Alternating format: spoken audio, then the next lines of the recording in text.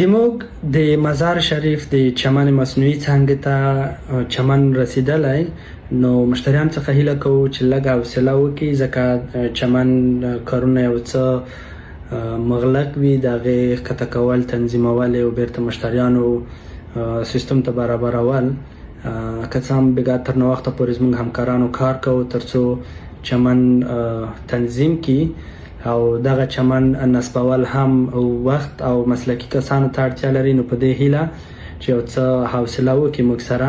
هغه ملګري چې غواړي چمن مصنوعي ترلاسه کړي، دوی کولی شي زموږ د مزار شریف څانګې سره تماس کې شي تر څو با کیفیته چمن د دوی د میدانونو دپاره مناسب او په معیار برابر چمن ورته واخیستل شي او د مسلکي کسانو لخوا ورته نصب هم شي.